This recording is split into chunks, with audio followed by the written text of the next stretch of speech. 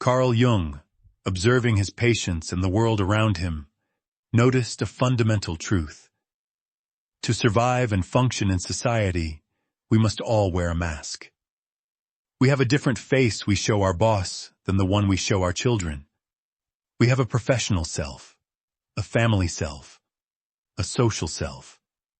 Jung gave this necessary, functional mask a name, taken from the Latin word for the masks worn by actors in ancient theater. He called it the persona. He wrote, "The persona is a complicated system of relations between the individual consciousness and society. Fittingly enough, a kind of mask, designed on the one hand to make a definite impression upon others, and on the other, to conceal the true nature of the individual." Welcome back to Mapping the Soul. Today, we explore the first archetype we typically encounter on our journey into the psyche. It is the outermost layer, the face we present to the world. We will explore why the persona is an essential tool for social life, and why it is also one of the greatest dangers to our authenticity and our soul. A healthy persona is a vital piece of psychological architecture. It is a functional compromise between our true individual nature and the demands of the world. It allows us to navigate social situations smoothly. It provides a professional identity that allows us to do our work. A doctor's persona of calm competence is a necessary tool that allows patients to trust them. A teacher's persona of patient authority allows a classroom to function. The persona is not inherently false or bad. It is a skillful adaptation. The problem arises not from having a persona, but from forgetting that it is one. The danger is when we mistake the mask for our true face. This is an incredibly common phenomenon in modern life. We become so identified with our job title, our social status, our online profile, that we lose touch with the deeper, more complex, and often contradictory person who lives behind the mask. Our ego becomes fused with the persona. We believe we are the successful executive, the caring mother, the brilliant artist. This is a failure of detection. We lose the ability to detect the difference between our role and our self. The I of the ego becomes completely identified with the me of the social mask. When this happens, our entire filtering system becomes warped. We begin to filter all of life's experiences through the lens of our persona. The executive filters everything through the question, "Does this enhance my power and status?" The caring mother filters everything through the question, "Am I needed? Am I taking care of everyone?" Any feeling, any impulse, any thought that does not fit the mask gets repressed. It gets pushed down into the personal unconscious. The executive who feels a moment of vulnerability or confusion pushes it away, because executives are not vulnerable. The artist who feels a moment of uninspired laziness pushes it away, because artists are always passionate and creative. Life becomes a performance, and performances are exhausting. When we are over-identified with our persona, our channels of transmission from the deeper self become blocked. The true soul, with all its messy, beautiful, and authentic feelings, cannot get its messages through the thick, polished lacquer of the mask. The result is a growing sense of emptiness, of meaninglessness, of being a fraud in your own life.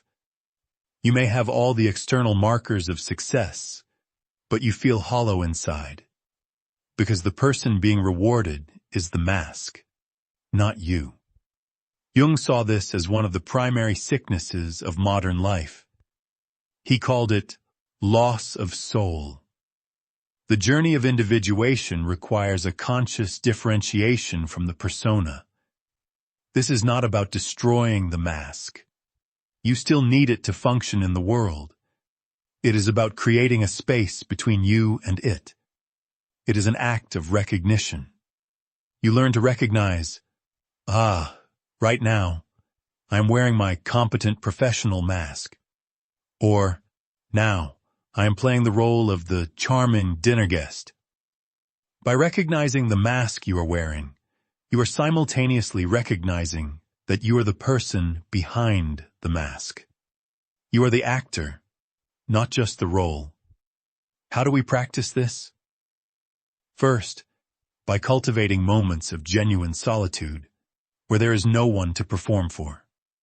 In these moments, you can ask yourself, without my job, without my roles, without my responsibilities, who am I? What do I feel? What do I want?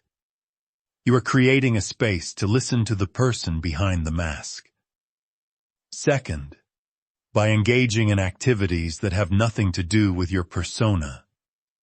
If you are a high-powered lawyer, perhaps you take up pottery. If you are a nurturing caregiver, perhaps you take up a competitive sport. You are deliberately activating different undeveloped parts of your psyche.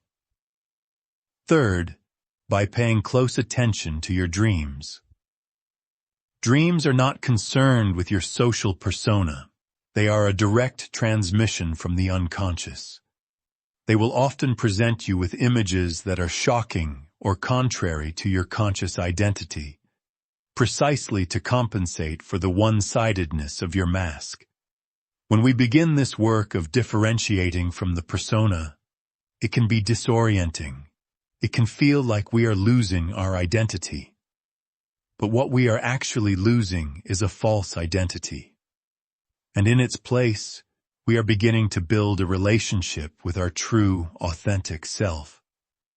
This is the essential first step of the inner journey. We must first see the mask before we can explore what lies behind it. And what lies immediately behind the polished persona is its opposite. It is all the parts of ourselves that we have deemed unacceptable, inferior, or not me. It is our dark side. It is our shadow. In our next episode, we will take the courageous next step on our journey. We will turn away from the bright light of the persona and venture into the darkness to meet the most powerful and challenging archetype of them all, the shadow. We will learn why embracing our dark side is the secret to true power and authenticity. For now, the practice is this. Observe your masks. Throughout your day, just notice the subtle shifts in your personality as you move from one context to another. Notice the mask you wear with your boss, with your partner, with a stranger. Don't judge it. Just see it. Recognize the actor's skill.